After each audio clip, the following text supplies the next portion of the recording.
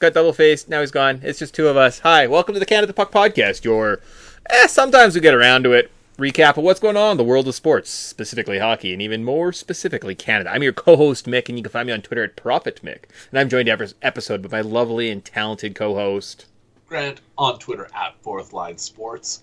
There's a time in our history when we considered ourselves the Metamucil of podcasts. That's how regular we were. We're a little bunged up these days. Yeah. And we're actually blaming Skype. So at one point we were canvassing Skype for sponsorship. Now we're doing the opposite. Fuck Skype. Anybody but Skype, give us money. That's not a bad way of rolling right there. So if you have any other platforms, let us know. Technical difficulties have stopped you from hearing our beautiful and lovely voices the last couple weeks, but we're back. Well, although 2 weeks ago would have been the trade preview show, and I'll be honest with you, I would have been amped up. I would have had all these mock trades, and I would have shown you all these cool deals.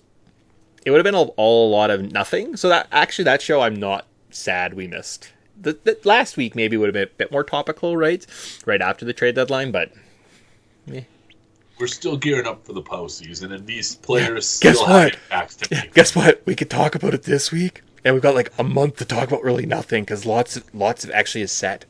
I don't even know. Is there even a playoff chase going on right now? It's not really. Not really, right? I think the Toronto Maple Flames? Leafs are being third in the Atlantic. Almost they're 10 points behind the guys in front of them. They're 10 points up. Oh, okay. And kudos to them, because this has been a hell of a turnaround. I'm sure we'll talk a little bit about this later. But even in the West, the Calgary Flames, who sold off basically anything they could, came back, and I think they're the closest, at least they were. They were 6 points out-ish. Yeah. And they have effectively pulled shoot. We're done with this season. That's it. Yeah, Vegas is loading up, and they're being chased by the Calgary Flames, who are selling up their best players. Ooh.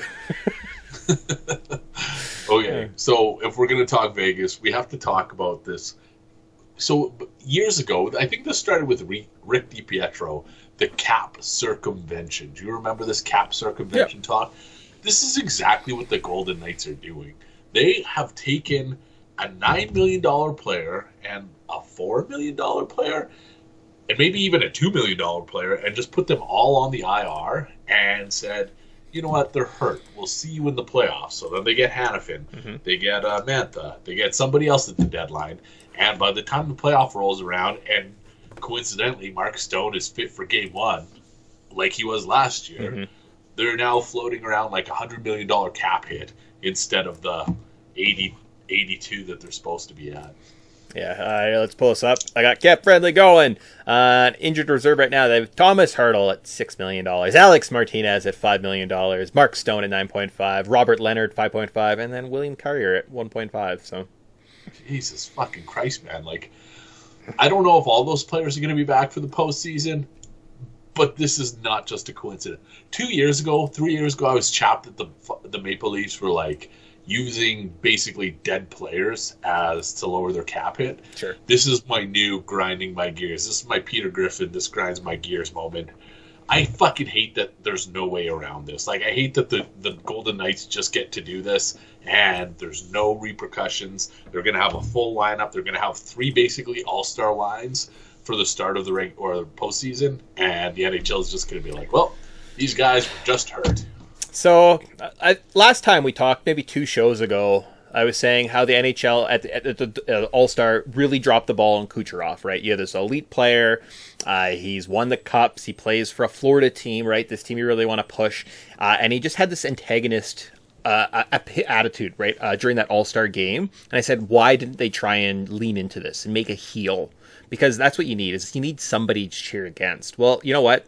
NHL, because your marketing department is fucking horse shit, you don't do anything. Gary Bettman, I don't even know if you know what a marketing is. You might think it's going down to the store and buying some chicken or something like that. But they did it. Vegas did it for them. They now have the ultimate heel team. Vegas doesn't have a fan base. Vegas, who's a fan of Vegas? Other than people who are oh, that's a cool new team. Well, that cool new team has probably fucked over your team that you've loved for the rest of your life. There is no established fan base, and you're right. I think it's absolutely terrible for hockey. They set up the expansion draft to favor them, right? So that's a nice little tip in the cap. You want to talk about them winning the Stanley Cup last year and tell me there wasn't some questionable calls throughout the postseason and maybe they probably shouldn't have made it there? Maybe it's a little bit rigged. And then secondly, with this just whole salary cap circumvention, again, we shouldn't point fingers at the GM that's retaining money on Thomas Hertl's deal. Like, that's a different story, Mike Greer. But we now have essentially this heel organization. No one's going to fucking like Vegas. Guess what? Vegas wins again. It's going to be, boo, NHL sucks, it's rigged. It's not going to be a good look for your league, Gary. And what are you going to do about it? So, really, it's beautiful. They created themselves their own little heel franchise. So this is like Triple H, because Triple H spent a lot of time as a heel. The Triple H of the NHL is the Vegas Golden Knights. Pretty much. And you remember when Mark Stone also got so butthurt that somebody checked him into the boards and he beat up this fucking 18-year-old in this exhibition season? Yep. Mm-hmm. And now he's like, oh, I'm so hurt, I can't play. Yeah. What is it, Mark Stone? So, to put fuel, I don't know if we go through the trades or not, Vegas sucks. Like, Vegas isn't playing very good hockey right now. Their goaltending is fucking terrible. You think Adin Hill's going to take you to back-to-back cups, Vegas? Really? That's what you're banking on? So, I don't care what you add. I don't care who you include. Thomas Hertl, it has like a career high, like 75 points when he's playing on the top line with Joe Thornton and Patrick Marleau on a high-producing offense. Since then, he's like a 68 point average as a number one option on a shitty team. That is, like, I'll be honest with you, it's not a needle mover. Like, great, you got Thomas Hertl, you got him for the next 8 years. That sucks. That's probably a shitty player to play $6 million for the next 8 years. So, I'll be honest with you, I wasn't overly impressed. Like, I know the big story, the headline, the knee-jerk reaction was, how is Vegas doing this? I'm like, I think Vegas screwed themselves over, to be honest with you. Like, I think this is going to be one of those things where, going forward, this is going to be kind of the decline of what could have been probably a better team.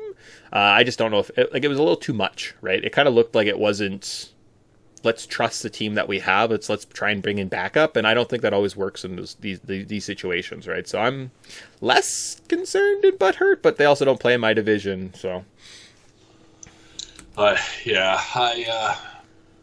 maybe what it boils down to is Vegas just getting their comeuppance. And I remember 2 years ago, when they traded for Jack Eichel, I want to say they went on a slide and they missed the playoffs. Well, did they? We can get the headlines. Are they in the? I think they're maybe they're a wild card team right now. But yeah, no, they definitely missed the postseason, and I think it was after the Eichel move, right? And that was just kind of history. Injuries caught up to them, and in a world where Mark Stone is so hurt that he can't play right now, he's coming in and winning another Stanley Cup and playing hard for 25 games. I don't think so, right? So you know what the best part is he can't come back, and the captain of your team, as this team hopefully spirals, they literally cannot bring him back. They do not have the cap space to do it. Mm-hmm. I hope that he's fucking sitting at home and pouting and watching his team miss the playoffs.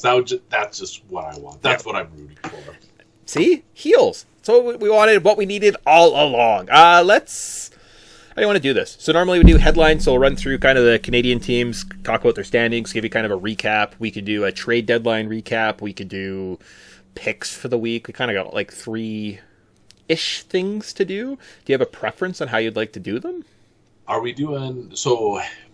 We don't do all trades. We don't have to do anything. I could just give you we want to just do Canadian teams. The only issue is headlines and trades. Okay, cool. And see if we can talk backwards. I've got a list of all the trades, so if we have to, we can kind of go back as a reference just to get key pieces. Because I know blatant big kind of pictures. I know Colin Miller went to the Jets. I don't know what they gave up for Colin Miller. So yeah, good question. Okay, cool. But we will find out when we get there. So what we're gonna do is we're gonna flip the orders. We're gonna give a quick peek to everyone at home watching on YouTube. And we're going to scroll up until we find a Canadian team from the bottom. We have to get to 28th, which is the Ottawa Senators. Still just shitty old Ottawa. Ottawa, what's big going on? They actually get credit for pulling off arguably the worst trade of the last 10 years. when replacement level defensemen are going for first round picks and depth scorers are going for like conditional first round picks and prospects, and you get a second and a fifth for Vladimir. Was it even a second? What was the Tarasenko deal? Oh, it might have been a third. Here. It was just like an atrocious trade. I don't know what they were thinking. Like Steve Stales. Yes, 2025 third and a 2024 conditional fourth round pick. Come on. Oh, they also retained half of Tarasenko's salary. Steve Stales, man, you're out of your element. This is like, that doesn't put you so far out of your depths. I'm embarrassed. I don't like the Senators. I couldn't care less about where this franchise is going right now, and I am so embarrassed that Steve Stales made this trade. Yeah, no, basically, we would have told you a couple of years ago this was our darling team. We were in love with the Senators. We thought they were great. Right now, it's going to be bad. It's going to get ugly. Like, I've heard blood is coming for this team, right? In the summer, they're looking at, like, a key piece maybe moving out. Hell, I've seen, like, rumors be thrown around. They're looking at bringing back Erik Karlsson. So it's like, is that what we're doing? We're just going to bring back, maybe see if Spezza wants to throw on the skates and go for a retirement lap around the rink. Like, that's where we're at, Ottawa. We're just going to be a comedy sideshow. It's terrible. Like, what a terrible rebuild you're in. You think Danny Healy still likes playing hockey? I bet you he still loves playing hockey, so. Like, dear goodness, you suck. Looking at your schedule, you lost. You beat the Knights when they were playing pretty terribly a couple weeks ago in overtime. Congratulations. Oh, they did beat the Dallas Stars 4-1, but I think they've got two more losses here. Oh, okay, it's been a couple. Lots of losses. They lost to the Ducks 2-1. That's not good. They lost to the Sharks 2-1. So what is it with, like, new GMs are just getting absolutely waxed in the trade market? There shouldn't be a learning curve with trades, should there? And this is, and there's these weird grudges. Like, literally, I heard that the Senators and the Leafs were talking about, like, a Jacob Chikrin trade. Could that happen? What was the asking price? Ottawa wanted more from the Leafs for Chikrin than, like, another team would, right? So there was a Toronto tax because they were a rival. What a terrible way to get yourself out of a market. You have 31 competitors. One guy's, you're like, whoa, we're not going to trade with that franchise because our fan bases sometimes don't like each other. 4 times a year now, we are angry at you. But so you're not going to take better assets because of this? Like, absolutely. Yeah. Steve Staios, you've done a fucking piss poor job. And, like, I hope better things. I hope we see some of the players that I actually enjoy on this team go into greener pastures. Find a good place to play that isn't this abysmal franchise of the Senators. Okay. This will be our season wrap-up will be, where does Brady Tkachuk end up playing? Because, like Matthew Tkachuk ended up gassing Calgary, I think Brady's going to want a change of environment. Yeah, is that the piece? I know I was thinking that too. I was like, what is the big piece that's moving out, right? Like, you can't move out Jake Sanderson, the $64 million man, because, like, that's just, like, he's a keystone piece, right? Like, that 21-year-old that had, he's really turned this defense around. So you got to keep him.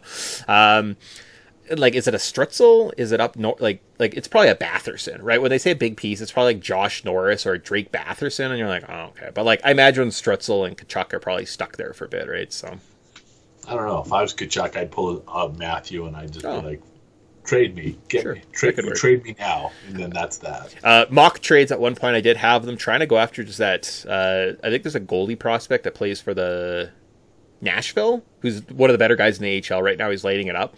I was like, go to Nashville. Say, we'll take this old Ryan McDonough contract, this 38-year-old guy who's making $4.5 million a year. Give us this, and we'll just throw some stuff at you, right? Bring in a winner. A guy like Ryan McDonough, who's won in Tampa Bay. He's run in New York. He's now winning in Nashville. Nashville's playing great. You don't think it has something to do with this old, like, war chest of a defenseman that's sitting there just, like, bestowing wisdom to his fellow blue linemen? That's exactly the kind of guy you need. Bring in winners. You don't need fucking losers. You don't need losers. You don't need losers. But lost in this was blue lineman. I'm definitely going to blue lineman. That's coming up again. I like it. Cool. All right. So, Senators, you are terrible. I'm going to click your little screen. I don't want to talk or think about you anymore. Would you be okay? No. We'll keep going. We have to move 2 spots to the Montreal Canadiens. Montreal, what's going on? I've been paying, like, exclusively close attention to Montreal. Okay. but they've been playing better lately. They've been looking good. Sure. Trade deadline moves. What did they do? They made. They sent someone to New Jersey. Yeah, Jake Allen. Yeah, Jake Allen. Like when Jake Allen, who was probably he had one good season 6 years ago, 8 years ago. Hey, he backed up Carey Price for like a year. And you get the equivalent return as Vladimir Tarasenko, who is going to basically be a top 6, probably maybe even a top line guy. And it's kind of a privilege actually being the Montreal Canadiens and tanking, because guess what? I bet you if you looked at tickets sold, do you think the Montreal Canadiens have been below a sellout all year? Absolutely not, because the Habs fans love this team. It's a big market, and guess what? You can take a couple year break, shut her down, do the good things, right? Make the trades, bring in the draft picks, bring in the pieces, bring in the assets, and then you build a team, and they're the kind of market they can attract the big pieces, right? Like when the big sexy free agents come on the market, you don't think the Montreal Canadiens don't have a pass? If you're a free agent and the Montreal Canadiens call you, are you nervous? Probably, because this is a big deal, right? So Habs, your team sucks now. Get a good first round pick, develop some more, and sign some free agents, right? Make some trades. It'll come together, right? Like I have faith in just the organization, right? The symbol on the chest, I think, will kind of keep them going, right? And it's one of those things you can fully rebuild and tank and roll it down because you have the fan base, versus if Columbus does this and tear it down to the studs and sucks for 5 years, guess what? The Columbus Blue Jackets don't exist anymore, right? So it's a luxury, and they're doing it well, right? Good job. Valid point. 2007, I was standing outside the Centre Bell in Montreal, Habs versus Bruins. $250 was. I talked to a scalper. You're not going in unless you have $250. In Trudeau's economy, that's like gotta be liver, kid, something. You're giving up something meaningful. Oh no, definitely a liver and a kid and $250. So, damn. Yeah, well, that's it. God damn that bloodthirsty prime minister of ours. Well, we got through two teams. You want to play a puck doku? Puck doku. Oh man, my phone's gonna die. I got a 0 for preparation today. Okay. Hit me with what we got. Alrighty, so this one's not bad. Across the top, fuck off. How are the Oilers? I think you know what puck doku is. I think you only want to play puck doku with me when the Oilers are a category. You look and you're like, I can't get this one today. So we've got across the top, we have Avalanche, Ducks, Blues, in that order, and then down the side we have the Philadelphia Flyers, the Edmonton Oilers, and then 2 teams played for in the career, and that's an exact. So not more than, it's only 2 teams. God, how the fuck are you supposed to know that? I guess. Okay, there's a couple guesses out there maybe for that one. So, Grant, as the clubhouse leader and undefeated puck doku champion, you want the honors? You know what? You can have them. It's unfair of me to only want to record when it's the Oilers. So yeah, but if I crush this Flyers line, you don't know. Maybe that might be a thing that happens. I'm not I mean, Oilers is fine, but Flyers, 2 exact teams. The 2 names that immediately came to mind. I don't know. We'll see. Should I just take a stab on the? No. You know what? Just win the game. Pick the players that you know that are low and that lower probabilities. Don't go for the crapshoots. I kind of want to do one of the 2 teams played for, Grant. Really? No, nice. I'm going to go Ilya Bryzgalov, Flyers, Ducks. Bryzgalov, where are you? 11%. Okay, all right, cool. Oh, sorry, I thought you were going in the 2 teams played for category. Is that? No, to the top. Flyers, Ducks. Gotcha. Yeah. Because I was like, fuck yeah, you idiot. Because he also played for the Oilers, but well played.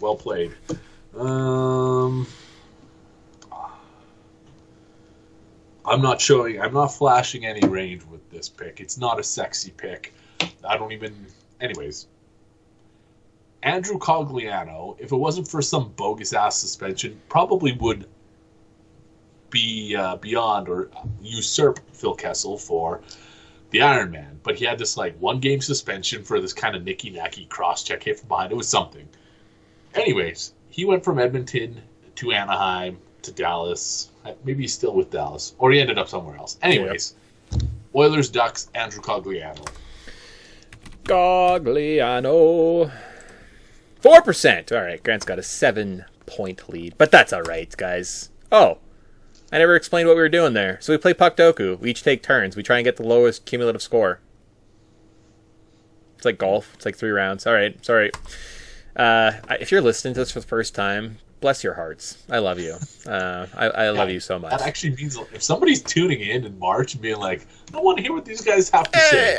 You know what though? Like around the trade deadline, I was like fucking Jones and Fernalis. I'm like, Grant, come on, figure out your computer shit, buddy. Like we gotta fucking go. I gotta tell you about why I love the Vegas Knights so much. So I've been cooled a little bit on that take. So maybe it was a good thing we waited. I'm gonna keep scrolling up till I find the next Canadian team, which is 22, and that is the Calgary Flames. How are you doing, Calgary? Okay. Better than any other team after the trade deadline. Craig Conroy, this hurts me to say, Craig Conroy had the trade season of the year. He got so much for most of his players. I just couldn't believe it. Like, every one of his trades was a trade that he got draft picks, he got NHL-ready players, and he got prospects. Every trade. And I was shocked. I was good for you. Good for you, Calgary. So we're gonna go with the Kuzmenko deal. I still think the Elias Lindholm trade does make Craig Conroy just a winner in that sense because they got just again so much of a return. Other than that, I'll be honest with you, I wasn't overly impressed with lots of the returns. Right, it just seemed like again there was a tax on Chris Tanev. They needed a first, or they could not trade with Toronto because they have an ex-GM. Why are we creating these stupid false narratives? Who cares? And of course it would be a big deal in a Canadian market, but you could add a first. Now you ended up with a second. Okay, cool. Awesome. I didn't love the deal with the Vegas Knights. The Hannafin deal? The Hannafin deal. So again, we can point fingers at the Knights and say they're bad, but the reason that they got all these players is because people just gave into them. You know what you don't have to do? You don't have to send Noah Hannafin to Vegas, right? I heard Craig Conroy was trying to do some type of power play against Tampa because Tampa was kind of giving him the screws a little bit and being like, look, no one else wants to trade with you, buddy. Give it to us. And he said, no, there's someone else. And he went to Vegas and kind of out of spite made this trade. I don't know if I love that story being reported that you took less because you wanted to spite another team. I'm kind of here for the pettiness. Oh, okay. I kind of like it. Okay, all right. I mean, I'm also the most petty person in the world, so I kind of like it, but from a business point of view, I'm I don't know. Yeah, the Flames aren't in the business of winning hockey games, though, so that's good. And the thing I think actually really pissed me off was the conditional pick. So they didn't get a first-round pick this year from Vegas. They got a conditional one in the future in case Vegas wants to use it in another deal. I've never heard of this condition. I've never seen it in any other sport. And there's fuckery. Shohei Ohtani is playing for free in the Dodgers this year. And we're having conditional first-round picks in case I want to keep trading? That's one of those ones where I'm okay, right there, Craig Conroy is the reason that Vegas is now better. Fuck Craig Conroy. If you have a stance against Vegas, I kind of think it has to be reflected in a move like that, right? To agree to that condition, no, absolutely not. We want a first this year. I respect your point, but at the same time, they have first round picks. Was it multiple first round picks in 2 of the next 3 years? They're fucking loaded with first round picks now. So yeah, and still having a competitive team. Yeah, the Flames are brighter than we thought, right? But it's just it's stuff like that where I'm don't or wait to the trade deadline. If that's the case, but I will wait to the very last second to make this Noah Hannafin deal because I want to be guaranteed to know what pick is coming in. I don't want to have in case I decide to lay down on the road in front of a steam cleaner. What are we doing here? We're just making stuff up. Stupid. Okay, so I was gonna let sleeping dogs fly, but I'm gonna take this opportunity to shit on Kyle Dubas. Conditional draft picks. You want to talk about conditional draft picks? The Pittsburgh Penguins pulled off the worst conditional draft pick of all time. They have, in the Gensel trade with the Carolina Hurricanes, they have a conditional first, and the condition is they have to win the Stanley Cup. And the conditional fifth is they have to win 3, or maybe I have that wrong, 3 rounds. the fifth is bumps to a fourth if it's 3 rounds, and the first bumps to a first if they make the Stanley Cup final. Yeah, I got it up on the screen right now. So, I don't know what the fuck Kyle Dubas is thinking, man. Like, you're not that far out. Like, conceivably, there was a path for Pittsburgh. For the last 2 weeks, there's been a path. Sure. And you give up the worst. I think that was the worst trade I have seen this trade deadline. And it's like knocking at the door for Steve Staios for probably one of the worst of the last 10 years. I don't know if Kyle Dubas was just always kind of a terrible GM, but like, he's only been in Pittsburgh less than a year. And like, between the Carlson deal and this Gunsel deal, I'm like, are you the worst GM in the world? Like, what are you doing? This is awful. People are talking about Sidney Crosby being traded. Like, that might be the step that this team needs to take. Trading Sidney Crosby? You've been there for like a year. What is going on? Oh. Riley Smith. It was the Riley Smith deal too. Riley Smith. There was another defenseman they traded for. I took an opportunity on the weekend to shit on Dubas. Yeah. So I wrote this article. I broke it all down. They basically traded. There was Carlson. There was another defenseman. There was Smith. And now Gensel, and the Smith and whoever the other defenseman was, I can't remember. Oh, God, this is going to chap my ass. I wish my phone wasn't dead. They've combined for, like, I want to say 50 points in 130 games or something like that. Riley Smith, who was a second wing guy with the Vegas Golden Knights. Sure. God, terrible. Yeah, no, he sucks. But the Flames, they're doing all right. Been a bit of a chase, right? They are on a 3-game losing streak. They're playing Vegas tonight, so I guess if you beat Vegas, then it's okay, Craig Conroy. So no pressure, but there's a lot of pressure on you tonight. The only hypothetical that I want to run through with the Flames, should they have traded Jacob Markstrom? If you're dealing away Lindholm, and Tanev, and Hannafin, and I think there was somebody else. Anyways, why don't you go full send with Markstrom too? Remember when Markstrom was kind of like the worst part of the Flames for a bit, and his contract was too big, and they were paying him too much, and like he gave up too many early goals, and they created deficits for them, and they like couldn't win last year, and it's been kind of their Achilles heel. Why are you keeping this player now? Oh, he's playing a little bit better? No. Remember when we hated him? Like, just a little while ago? Like, he was the worst? How did he become good? That's when I heard that the Flames aren't going to trade Markstrom, I was like, but why? He's terrible. Remember when he was terrible for the last 4 years? Why are we keeping him now?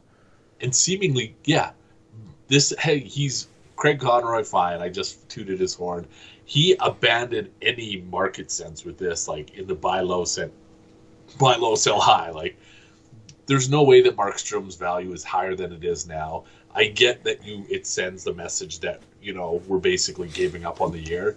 But that's what you're doing. You're giving up on the year. You're choosing to focus on next year, the year after, anywhere. You took your decor from... Now, also, and I guess while we're here, I don't think Noah Hannafin is that great. Like, everyone's like, oh, Noah Hannafin in Vegas. I'm like, Noah Hannafin on the Flames was like a pretty good second pairing guy with like a Rasmus Andersson, but I think Rasmus Andersson is just like a much better player, right? Like Rasmus Andersson is I think he's better than Noah Hannafin is. You know what I mean? Like it's kind of one of those things. Like his play probably makes Hannafin a bit better. So I don't know if Hannafin's as great as people are kind of alluding to. Like he wasn't like the best Flames defenseman. Yeah, analytically, he was not. You're right. Anderson was the superior defenseman. Right. So just that one little tidbit, too. I kind of forgot about that. All these things from last week, all my little conversations I've had in my car need to come out so people can hear me.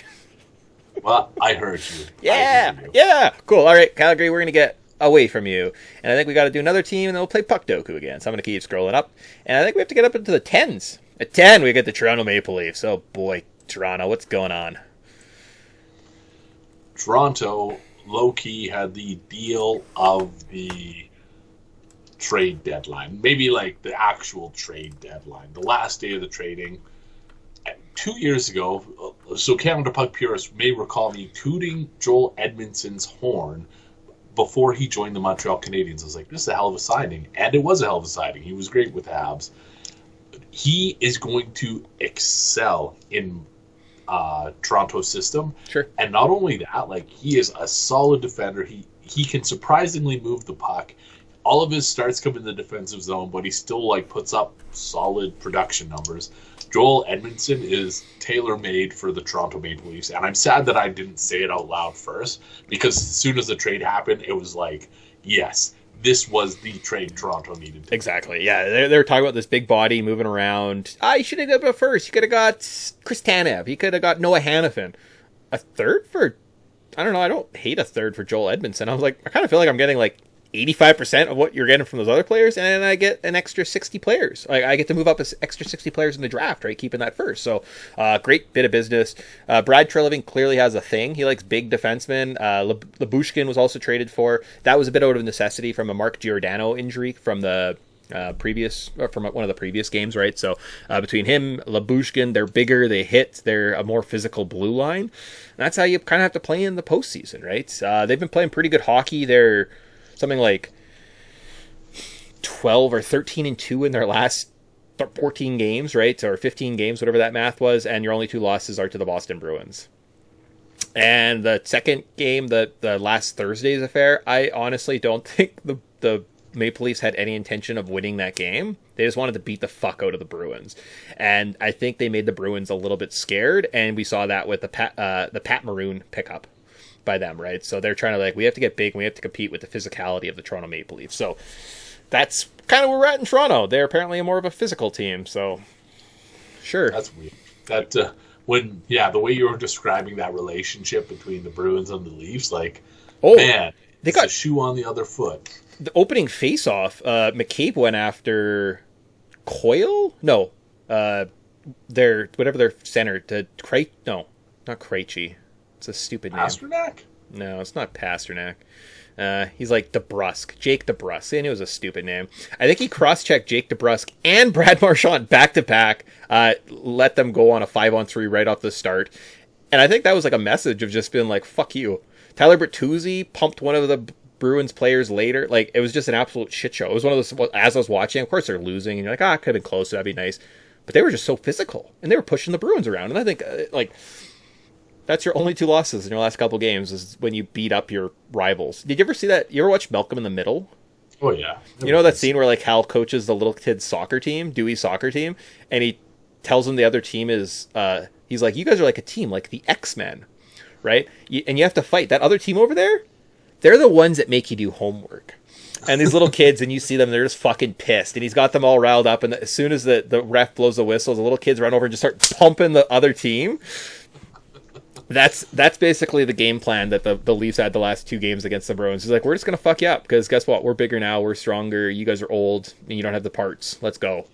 I don't hate that strategy, and I don't hate that reference even more. Malcolm in the Middle. We need more Malcolm in the Middle references. We do need more Malcolm. It was swept under the rug. We need more of it. Solid. I think the Leafs are playing right now. They're up 3-1 or something against the Flyers, so probably hold on and win that one, which I think then puts them in at least even standings with the team we'll talk about next. But before that, we're going to talk about Buck Doku. All right, so I'm up first. Grant gave me the honors. Looking at this board, do I want to take my moonshot now? I'll take my moonshot next. We'll see how this first one plays. We're going to go with... Is that too obvious?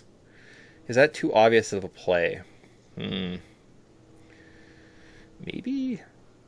Stupid puck. I also have 3 obvious ones where I'm like, I don't know if I want to play this. And this was part of the rationale, because all the ones that immediately came to mind was like, everybody's going to fucking know this one. So anyways, I'm excited to see where this goes. So exciting. It's going to kill us with silence. If I sit here long enough, Grant will just hang up. So that's how I win Puck Doku, with the 10-hour podcast. I got nowhere to go tomorrow.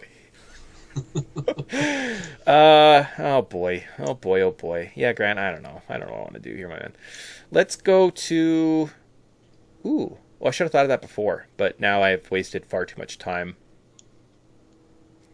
Michael Leighton. He played for the Flyers for a hot second. He was like a third-string goalie at some point when they went to the... Now, did he have a stint with Colorado? I think he did. And I think my guess is going to be Michael Leighton. I'm willing to bet that you're going to spell his name wrong. Do you remember how Michael Leighton spelt his name? Michael, and it's like Leighton. That's it. All right, Michael Leighton. Incorrect. Son of a bitch. All right. I'm feeling a little bit more confident with this next pick. And I'm feeling a little bit more confident because I'm assuming most people are going to remember Chris Pronger as a Flyer and a Duck. And some people are probably going to forget that Chris Pronger was also a Blue and a Duck. So I'm going Chris Pronger, Flyers, Blues. Okay, all right. Yeah, I like that. Chris Pronger. Yeah, I was looking at him too, and I was like, 14%? Okay. Yeah, it's like those big names when there's like it's the trade, like the obvious one. Obviously, yeah, it's like when if you can get the right sequence. I sometimes have got Gretzky with 1% because I'm like, most people used him as a king and an Oiler, not the king that got like the assists or something. So okay, cool. I see your game now.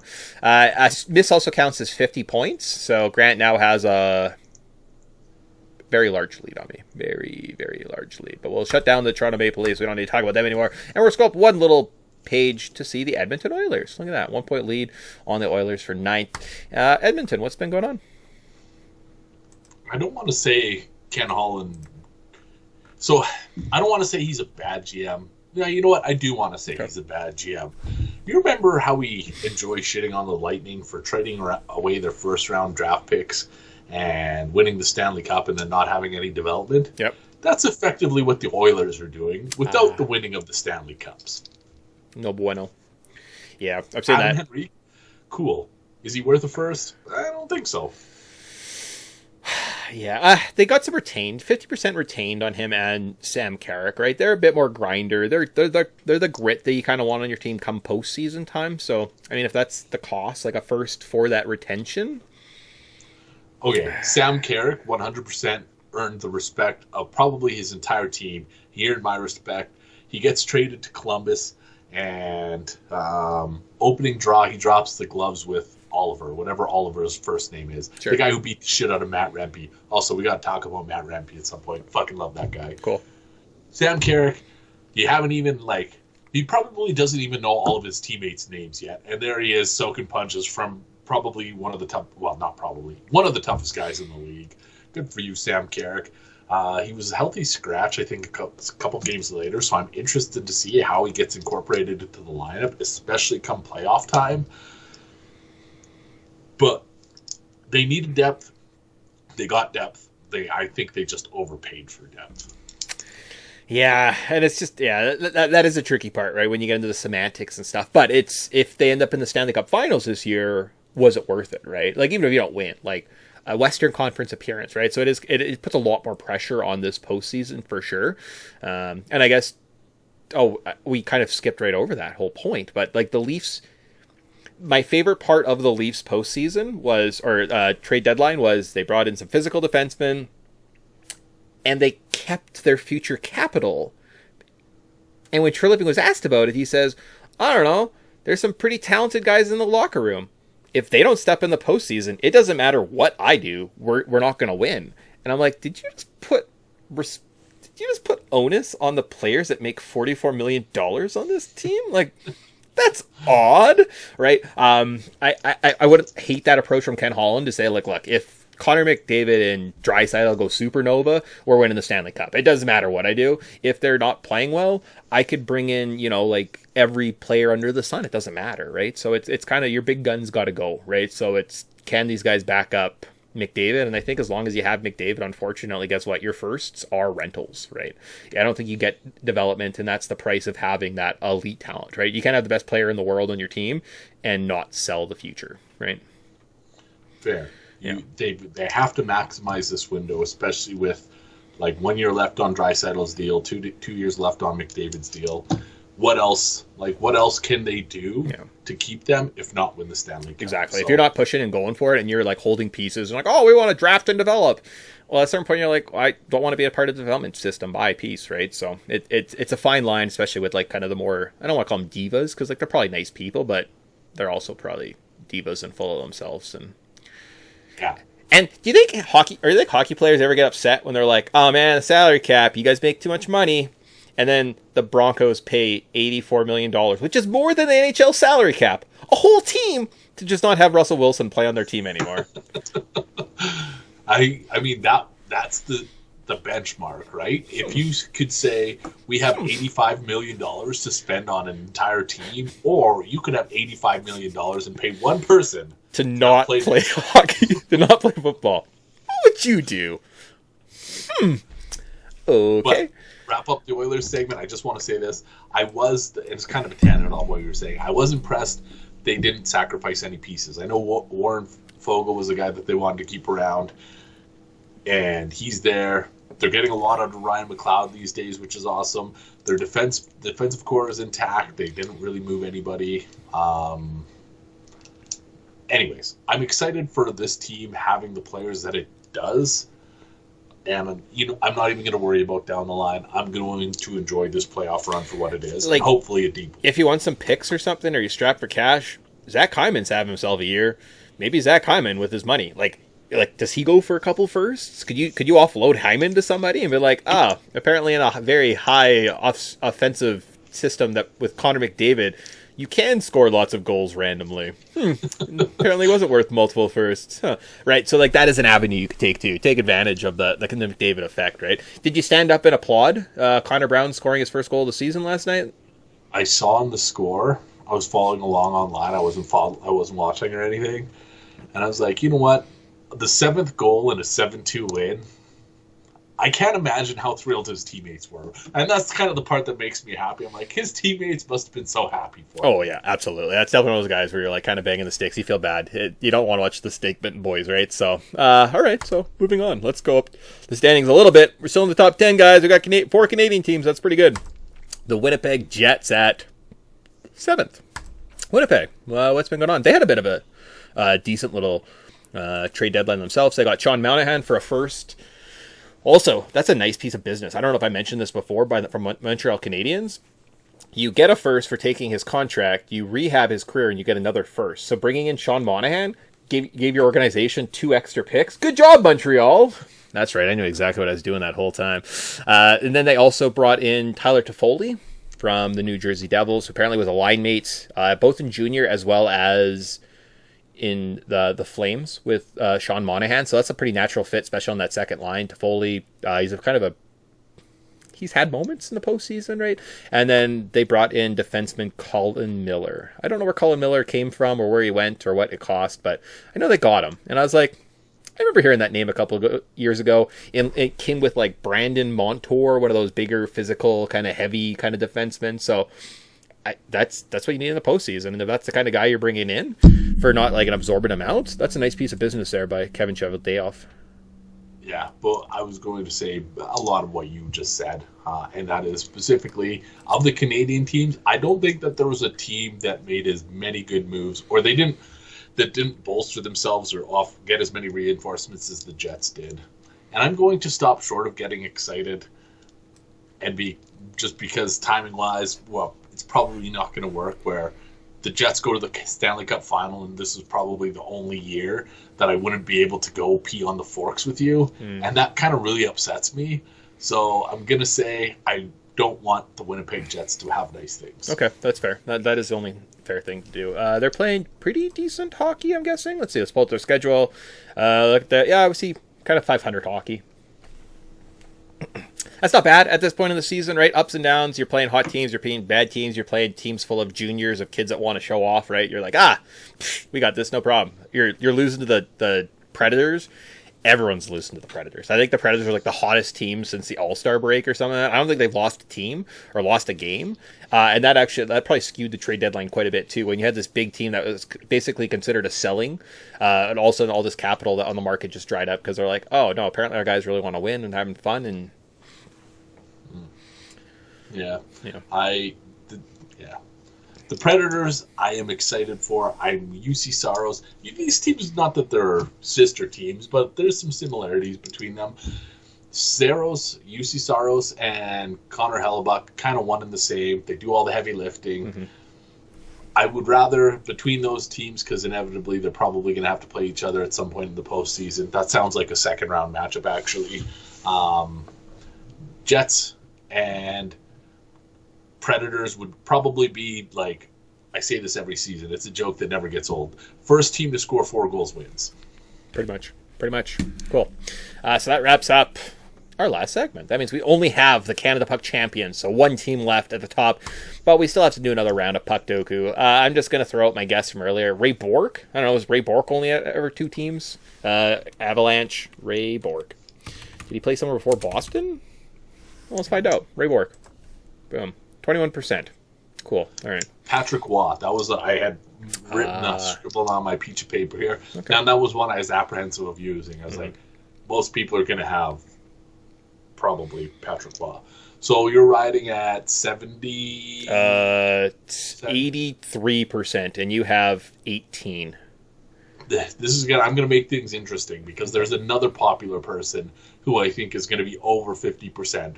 But rather than taking an easy Oilers square or just shooting wide, I'm going to make things interesting for the sake of our listeners. Scott Niedermayer, New Jersey Devil, Anaheim Duck. Great. I believe that's it. Yep. So, but I think everybody's probably thinking Scott Niedermayer. But we'll go, Ducks 2 teams. Niedermayer. 22%. So a little more, but that gets you the victory. So we got 3 more guesses, 4 more squares. What are the ones we missing here? Ryan Smith, Oilers, Avalanche. Yeah. Unless we have a better one, but Ryan, I like Ryan Smith there. Yeah, I gotta go Ryan Smith. Yeah. Oilers, Blues, David Perron. I know Pronger could have been shoehorned in there too, actually.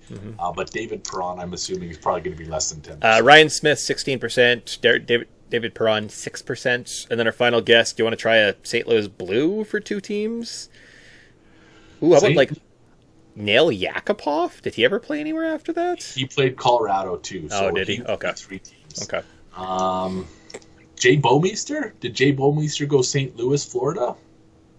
And the Flames. Oh, he was Flames too. Yeah. Damn. What about the other kid? Pujarvi plays with Carolina now. So. Oh, Magnus Svensson PRV.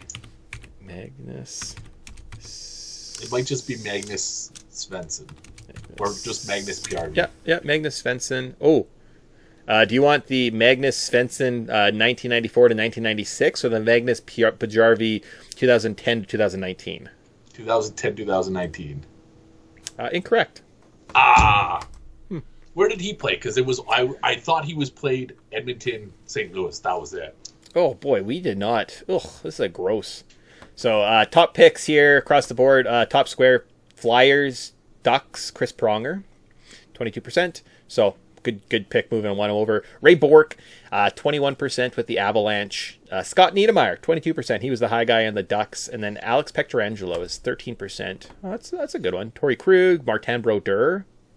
Got in my head, I've been like, Brodeur was a Blue? That seems odd. I'm pretty sure he ended his career as a St. Louis Blue. Oh, and he's in the front office or something like that. They gave him a job in the front office, and I was like, but weren't you with New Jersey for forever? Why didn't you go back to New Jersey? What happened there, right? Banged all the maids, Mick. Oh, but see, then there's stupid ones, like Jake Allen only played for 2 teams.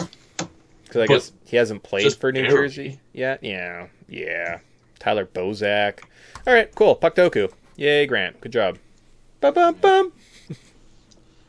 All right. Close Oilers, Jets. Last team we have to talk about. Team that's number 1 in all of our hearts. Number 1 in the standings. Oh, baby. Oh, they're second. Fucking losers. Pathetic. Hey, you don't get to be a big boy Vancouver and have real fans and have people talk about you without having every single move you do scrutinized. So the fact that you're not first in the league means you're fucking miserable, and most of your fans probably have meningitis. Bye, Menon. Vancouver, what's been going on? Oh, they're on a 4-game win streak. Oh, and then they lost to the Avs. Cool. Awesome. Yeah. Canucks, they didn't do anything after the Lindholm trade, right? They're pretty quiet afterwards. They kind of did all their business early and then just shut her down, right? So the part we have to talk about Phil Kessel. I am so heartbroken that Phil Kessel didn't get a contract. Vancouver, it seems like, was the only shot that he had. Wasn't meant to be. Presumably, this means that the NHL Ironman streak has come to an end. Phil Kessel, writing's kind of on the wall at this point. Does he retire? Does he ride off into the sunset?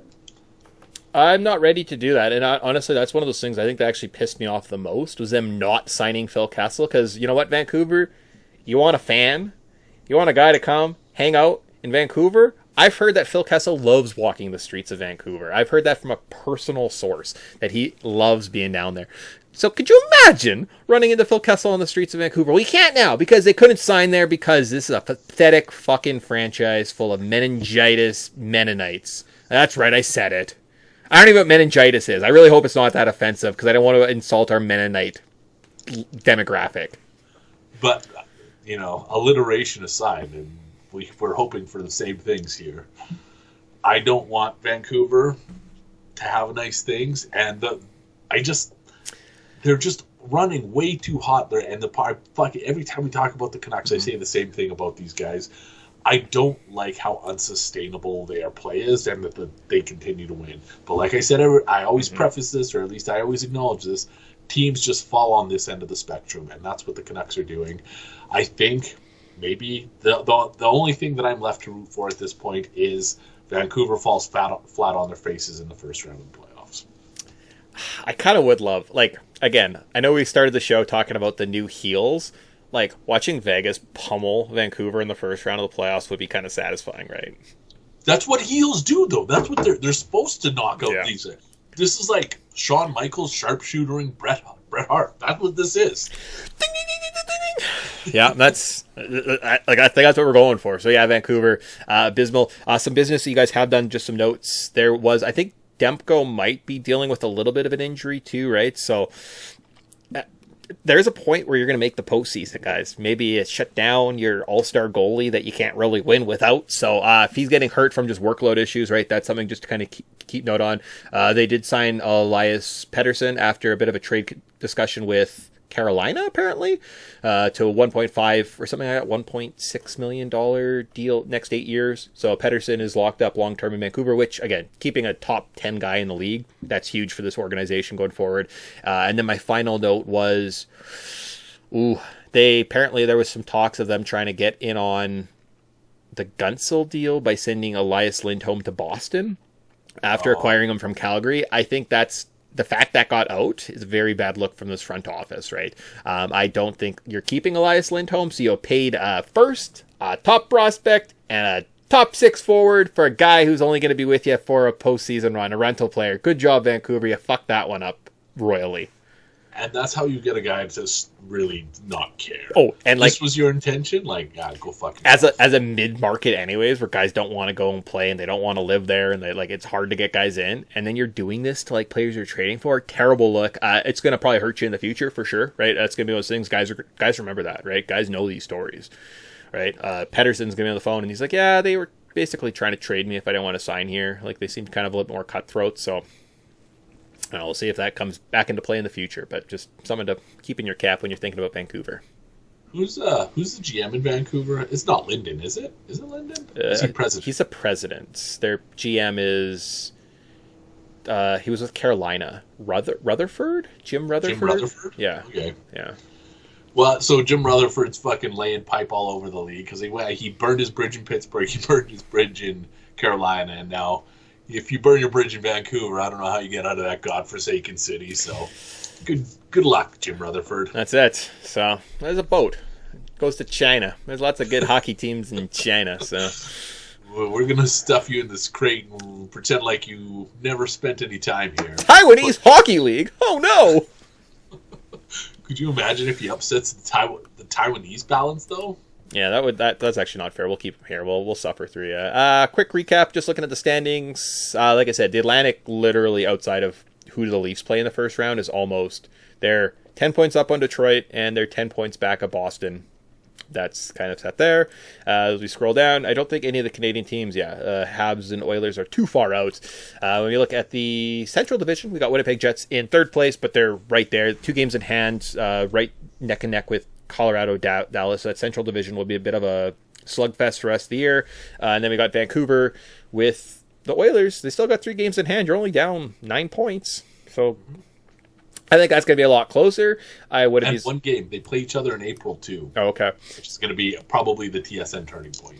Yeah, I wouldn't be surprised if we don't see that Vegas kind of first-round matchup with the Canucks. Would be satisfying, but more than likely they probably get interdivision matchup, right? And then the Flames are currently 10 points out of a playoff spot. So playing Vegas tonight, you win tonight. That's a 4-point swing, right? So we'll see. Craig Conroy, a lot of pressure, but no pressure whatsoever. Yep. And a month. I think we're a month to the day, or maybe not to the day anymore, but we're pretty damn close to just 1 month away from the end of the regular season. It's exciting stuff. Oh, nothing compares to the intensity of playoff hockey. Looking forward to getting started with that. Yeah, it'll be fun. This kind of that the drags are done. We're gonna see some fun little, like I said, upsets. There'll be some junior team that beats someone, and you're like, I see. That sucks. It'd be like the Oilers. Didn't the Oilers actually lose to the Blue Jackets the other night? And I was like, oh, Edmonton. Yep, 3-2. Oh God, that just happens. Like that's how sports works some days too. You're like, God damn it, why did I have to lose to them? I hate losing to them. But no, well, that happens every single time. So we'll screw up the scores here. The reason we played Puck Doku is we do a little pick series. We're going to do a weekend look ahead. We're going to kind of look at the games that are, get you set up for the upcoming, obviously, hockey schedule. We're going to do picks. So currently right now, we're actually tied. We both have 11 correct wins. I'm 11-4, and Grant is 11-9, indicating that he's won Puck Doku because he gets an extra pick today. So he picks 4 games, I pick 3, and we're going to keep tabs and see how you're doing. So Grant, looking at this great weekend slate, who you got? I'm going to just debrief. I know that this isn't Bettor Advice, but did you see how close I was last time we recorded with Bettor Advice? I was 1 overtime game away from hitting the $4,000 parlay. Yes. Anyways, that's neither here nor there because we are recording on a weeknight, which means we are doing the look-ahead game. The peep show, we'll call it maybe. Anyways, games I'm peeping. There's a couple that it's going to be an exciting weekend of hockey. The first one, you know what? I'm not going to steal any of your thunder. I'm going straight to Sunday because I think it's Sunday. My phone's dead. I wrote this down. I should have wrote days, but I think it's Sunday. Yeah, I got it on the calendar. Islanders versus Rangers. The Battle of New York. I've seen this series live, and I don't think, having been to Flames versus Oilers, and anyways, maybe that's a notable rivalry game. It doesn't even compare to Islanders-Rangers. I am thrilled about this hockey game. This one probably gets sorted out in overtime, and I expect, this is a bit of a punch here, but I expect the Islanders to prevail. So I'm going long shot right off the bat. Islanders prevail over the Rangers Sunday afternoon. Can't whistle, apparently. A little bit of sun today, a little beer, no whistling power. Friday night, let's look ahead. Ducks, Jets, Kings, Black. I don't really care about those teams. Let's look at Saturday's affair. So if we're going to pick a game, I'll just come off the top. We know what we're doing. I'm going to go Carolina over Toronto. I don't know who's playing where. I'm just going to assume that I think it's 5-1 I just saw. I got an update. So the Leafs are definitely winning tonight. They're probably going to beat the Flyers. But they're going to fall short when you have a little bit steeper competition. Hosting the Carolina Hurricanes at night on Saturday. Who knows? Maybe a Zamboni driver will show up and win the game. Yeah, that's the game I was alluding to. Not stealing your thunder. I knew you were going to do this. You're not wrong. The only thing, I think Carolina, at least last I saw, Carolina was up big-ish on Panthers. Okay. Might be a bit of a letdown spot, but time will tell. Sure.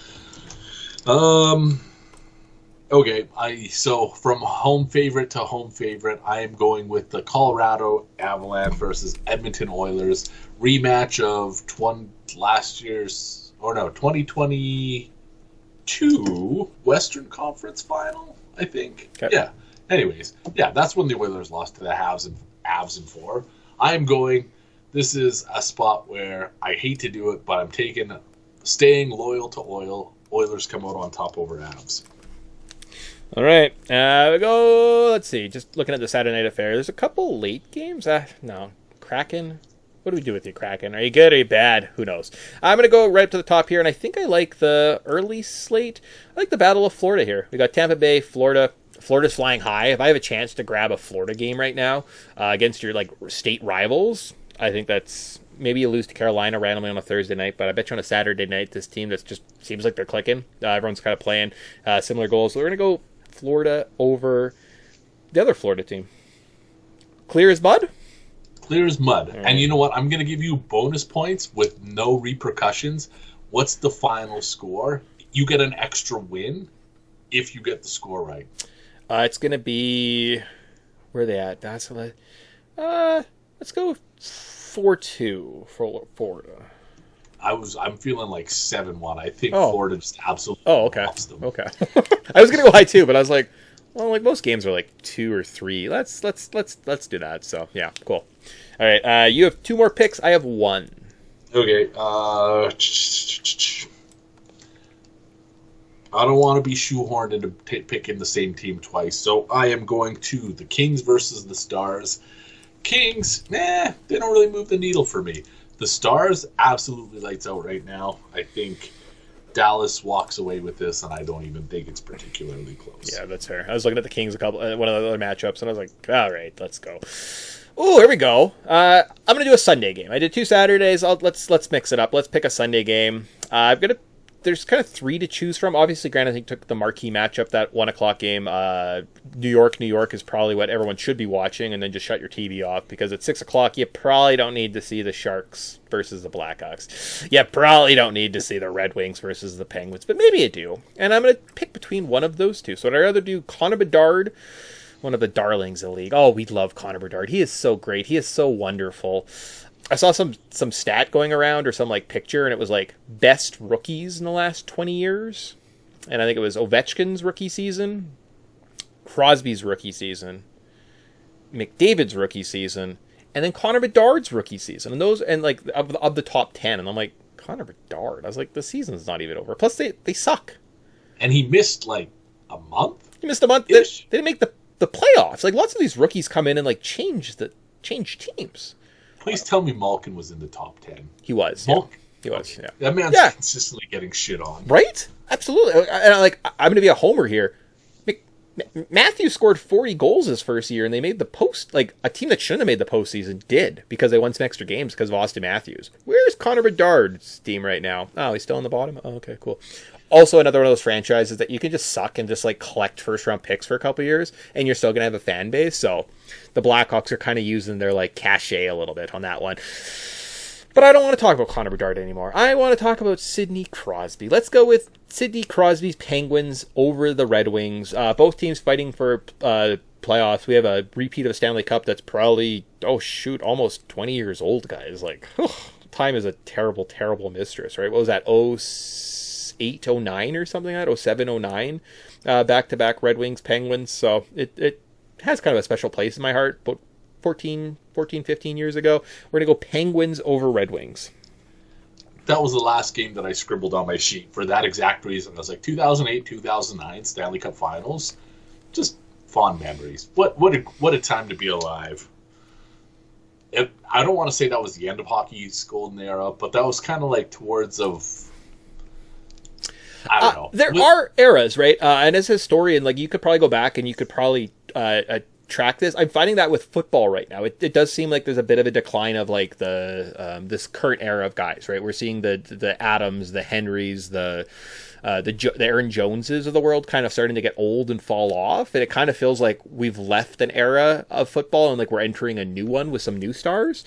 So yeah, but that was definitely the end of the Marian Hossa, the Malkins, the Zetterberg, the Datsyuks. Yeah, Hasek, right? Like, that was like late holdover from the 90s, right? Yeah, with the Lidstrom and like the dominating of the Haseks and stuff. So, anyways, good. That was one of the when I mentioned I don't want to take the same team twice. I was going to deciding between Pittsburgh on Sunday, but you've shoehorned me into Pittsburgh on Saturday. They're playing the Rangers. I believe they're home for both of those games. Yep. Again, just going off some scribbles here. I don't believe in the Rangers. I think that like the Canucks, they've just overachieved. And like I said, some teams they have the skill players where they can play and live on that side of the spectrum. I just don't think that they're going to continue to do that and win games. And as much as I would love Kyle Dubas to just fucking knock out his 2 front teeth, I do want nice things for Sidney Crosby. I want Chris Letang to get the respect he deserves. I want Malkin to be like a first ballot Hall of Famer that he is. So I'm taking Pittsburgh over the Rangers in what's probably going to be, I would say, one of the best afternoon contests on Saturday. Certainly. Awesome. Great. So with that wraps up our picks. So I'm looking at the time. We've been talking about for like an hour and 4 minutes. How is it on Saturdays we talk for like an hour and 4 minutes and we're like struggling? We covered so much today. We had like a good rant about Vegas off the beginning. We talked about every trade that happened and every Canadian team. I don't understand podcast time. Sometimes it's a vacuum. Like I put on the headphones and I just fall into this magical place where time actually doesn't exist. No. I don't think that real rules apply in the podcast world. Super bizarro. Super bizarre. I would have thought this was going late. Like I was actually almost going to suggest we don't do the gambling and we just get right into like trade deadline because there's so much to cover. But I think we got it all, so kudos. Did it. But the Canada Puck Podcast would not be the Canada Puck Podcast without our babe of the week. This was the first thing I scribbled down as my phone was dying. I was like, I got to give Mick something to look at.